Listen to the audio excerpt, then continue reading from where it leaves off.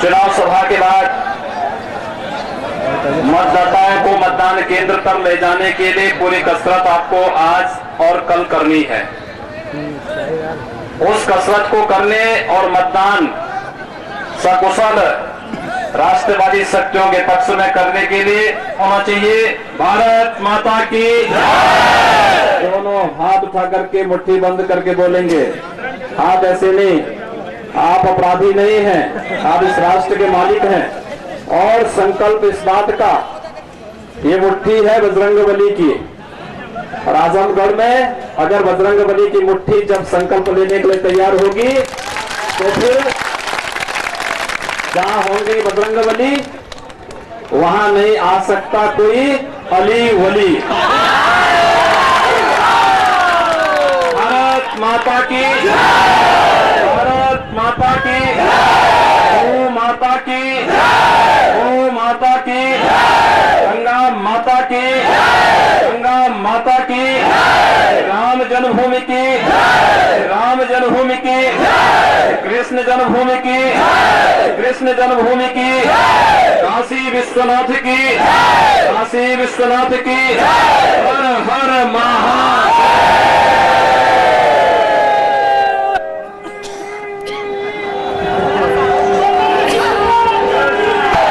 आज के चुनावी सभा तो विधायक श्री नरेंद्र सिंह जी, भारतीय जनता पार्टी के प्रत्याशी, निवर्तमान सांसद, और आप सबके उत्साह को देखते हुए मैं विश्वास के साथ कह सकता हूं कि आजमगढ़ के भावी सांसद श्री रमाकांत यादव जी, भारतीय जनता पार्टी के पूर्व जिलाध्यक्ष बंधुओं, पूरे देश की निगाहें उपचुनाव पर टिकी हुई हैं। बहुत सारी बातें, बहुत सारे तथ्य उभर करके आ रहे हैं। यहां पर लगातार जिस प्रकार से विश्वासघात हुआ है और जिस प्रकार से समाजवादी पार्टी एक नए विश्वासघात की ओर बढ़ रही है, उस सब का एक जीता जागता उदाहरण बनता जा रहा है। और इसलिए हम आप सबके बीच में हम सबको आने के लिए मजबूर होना पड़ा है। यद्यपि प्रारंभ में जब चुनाव की घोषणा हुई थी, हम लोगों ने तय किया था कि उपचुनाव में अब क्या जाना है। उत्तर प्रदेश के अंदर 5 उपचुनाव हो रहे हैं, 2 लोकसभा के, 3 विधानसभा के। सबने कहा कि प्रचार में मैंने कभी देखे उपचुनाव में जाएंगे नहीं, क्योंकि लोकसभा के चुनाव साल 6 महीने के अंदर फिर से चुनाव होने जा रहे हैं। इसलिए इसमें अभी नहीं, बाद में फाइनल मैच में चला जाएगा, सेमीफाइनल में नहीं। लेकिन मुझे लगा कि नहीं, देश के फाइनल मैच की शुरुआत तो इस आजमगढ़ के सेमीफाइनल से ही होने जा रही है। और इसलिए आप सबका आह्वान करने के लिए आया हूं, केवल एक उपचुनाव में आज इस अंतिम सभा के माध्यम से आप सबका आह्वान करने के लिए आया हूं। कुछ चीजों के बारे में हम लोगों को बड़ा, जो आजमगढ़ की पहचान के बारे में सबसे पहले हम लोगों को कष्ट होता था। आजमगढ़ की पहचान, अरे आजमगढ़ की पहचान, आजमगढ़ का नाम आर्यमगढ़ रखते, ठीक बात है। अरे उस रानी माता के नाम पर रखते जिसके नाम से रानी की सराय बनी हुई है, तो भी चल सकता था।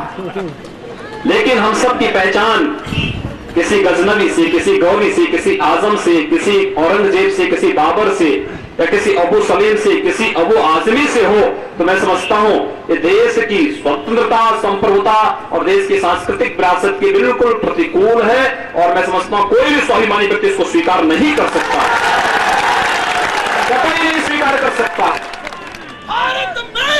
किस प्रकार की स्थितियां पैदा की गई है। तो चुनाव केवल मात्र चुनाव ही नहीं है, ये केवल चुनाव नहीं है। आपको याद होगा मऊ के अंदर नरसंहार एक हुआ था, और उस नरसंहार में जो व्यक्ति उस संपूर्ण नरसंहार का सूत्रधार था वह मुख्तार अंसारी समाजवादी पार्टी के सहयोग से विधायक बनता है। और विधायक बनने के बाद वह व्यक्ति श्री कृष्णानंद राय की हत्या, जो भारतीय जनता पार्टी के विधायक थे उनकी हत्या के मामले में जेल के अंदर बंद है। सबसे पहले बहुजन समाजवादी पार्टी, यानी किस प्रकार से समाजवादी पार्टी का था, लेकिन बहुजन समाजवादी पार्टी के पक्ष में उसने सबसे पहले अपना बयान जारी किया। अगर डंपी लड़ेगा तो उसका समर्थन मुख्तार अंसारी भी करेंगे, अतीक अहमद भी करेंगे, शहाबुद्दीन भी करेंगे और सभी तमाम अंसारी, खान, पठान सब लोग उसका समर्थन करेंगे। लेकिन फिर हम क्यों नहीं कर सकते अपने प्रत्याशी का समर्थन, जो राष्ट्रवाद के पक्ष में खड़ा हो सके, हिंदुत्व के पक्ष में खड़ा हो सके, हम सब उसका समर्थन क्यों नहीं कर सकते? एक प्रश्न हम सबके सामने, पहचान का एक प्रश्न हम सबके सामने उठ खड़ा हो चुका है। आखिर हम अपनी पहचान किस रूप में लें? हम सब अपनी पहचान किस आधार पर बनाएं? और उस पहचान को बनाने का जो संकट खड़ा हुआ बंधु, उस पहचान को सबसे पहले बनाने और दूसरा जो समर्थन की बात की गई है, क्यों लोग उसका समर्थन करेंगे? और जैसे कि आज हुआ भी, हम लोग सुबह से देख रहे हैं, गोरखपुर से आते समय तमाम समाजवादी पार्टी के नेताओं से हमारी मुलाकात हुई, रास्ते भर मुलाकात होती रही, बातचीत होती रही। मैंने उनसे कहा, उन्होंने कहा समाजवादी पार्टी आज के दिन पर मान चुकी है कि समाजवादी पार्टी कहीं लड़ाई में नहीं है, जा रही है। पहला विश्वासघात जिसका जीतता जागता उदाहरण श्री रमाकांत यादव यहां पर बैठे हैं, पहला विश्वासघात इनके साथ होता है। और दूसरा विश्वासघात आजमगढ़ की जनता के साथ हो रहा है। समाजवादी पार्टी अंदर अंदर बहुजन समाजवादी पार्टी का समर्थन करने वाली है और समर्थन करके उनका लक्ष्य है कि किसी भी प्रकार से, क्योंकि जिस उद्देश्य से श्री रमाकांत यादव का टिकट काटा गया, उद्देश्य क्या था कि अबू आजमी को खुश किया जा सके, अबू सलेम को खुश किया जा सके, दाऊद की नाजायज औलादों को खुश किया जा सके और फिर आने वाले समय में वोट को किया जा सके। इस दृष्टि से उन्होंने श्री रमाकांत यादव जी का टिकट काटने का, ठीक अब तक जो कुछ हुआ, अब कोई ये नहीं कह सकता कि इन्होंने मुलायम सिंह यादव का साथ छोड़ा है, मुलायम सिंह ने इनको धोखा दिया है, समाजवादी पार्टी ने इन्हें धोखा देकर जनता पार्टी ने स्वीकार किया है। अपने आदमी को स्वीकार करने में कोई कोताही नहीं होनी चाहिए, कतई नहीं होनी चाहिए। हमारी लड़ाई जो लड़ेगा, नेतृत्व जो देगा, समाज की लड़ाई को, राष्ट्र की लड़ाई को जो एक नया नेतृत्व दे सकता है, एक नया इंतजाम दे सकता है, उसको अपने साथ अपनाने में कोई कोताही नहीं बरती जानी चाहिए, कोई कोताही नहीं बरती जानी चाहिए। हम सब अतीत में बहुत सारी ऐसी गलतियां कर चुके हैं। ये हिंदू समाज आज बार बार जो अपमानित होता है, प्रताड़ित होता है, बार बार वो अपदलित होता है और बार बार गुलाम भी हुआ है, तो अपनी कमियों के कारण, यही कमी के कारण कि अपने लोगों को छोड़ता है, अपने लोगों को अपने से दूर करता है और परायों को अपनाने का प्रयास करता है। अरे जो अपने हैं अगर वो अपने ही रहेंगे, लेकिन जो पराया हो कभी पराया अपना नहीं हो सकता है। श्री रमाकांत यादव आपके अपने हैं, उन्हें अपने साथ जोड़ने के लिए भारतीय जनता पार्टी ने जो प्रयास किया है वह एक प्रयास, सार्थक प्रयास और नेतृत्व की भी। आजमगढ़ जैसे जनपद में क्या स्थिति पैदा करेंगे आप? मैं कभी कभी तासुब करता हूं। अक्सर मुझे पिछली बार उत्तर प्रदेश हाईकोर्ट के एक आदेश पर बड़ी चिंता हुई थी।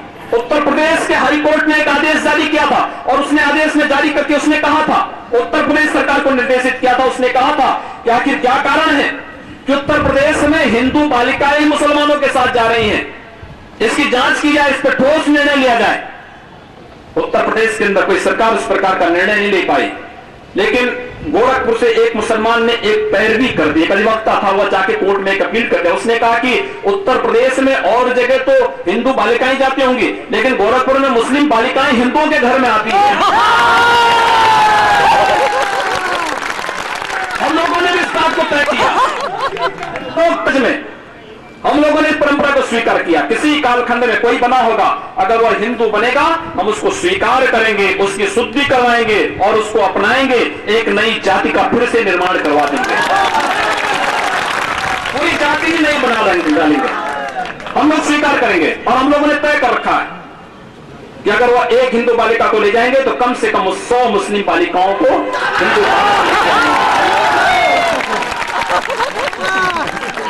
अगर एक हिंदू को मारेंगे तो 100 को हम भी मारेंगे।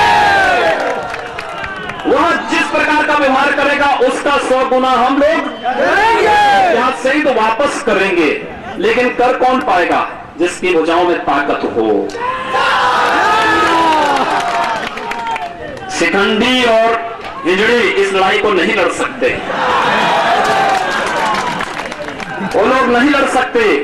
लड़ने का जज्बा जिनके अंदर हो वे लोग लड़ पाएंगे। और उस लड़ाई को लड़ने के लिए एक बार आपके मंच पर श्री रमाकांत यादव जी आए हैं और इसलिए इस लड़ाई को आप सब आगे बढ़ाइए। मैं विश्वास के साथ कह सकता हूं इस चुनाव के बाद आजमगढ़ में कोई अबू सलेम और अबू आजमी मुंबई में बम विस्फोट करा करके टाड़ा में बंद होने और उसके बाद टाड़ा में बंद होने के बावजूद पुनः आजमगढ़ में आकर के किसी प्रकार के उपद्रव को प्रेरित और प्रोत्साहित करने का तो साहस नहीं कर पाएगा। अबू सलेम के नाम पर आजमगढ़ बदनाम नहीं हो सकता है, नहीं होगा। मैं चल रहा था पूरे क्षेत्र में, मैं भ्रमण कर रहा था, देख रहा था मैं ऊंची ऊंची मीनारें। किसके लिए? आपकी सुरक्षा के लिए, इस राष्ट्र की सुरक्षा के लिए। आजमगढ़ वही जनपद जहां सिवली नेशनल कॉलेज में वंदे मातरम गाने पर अजीत राय की हत्या हो जाती हो।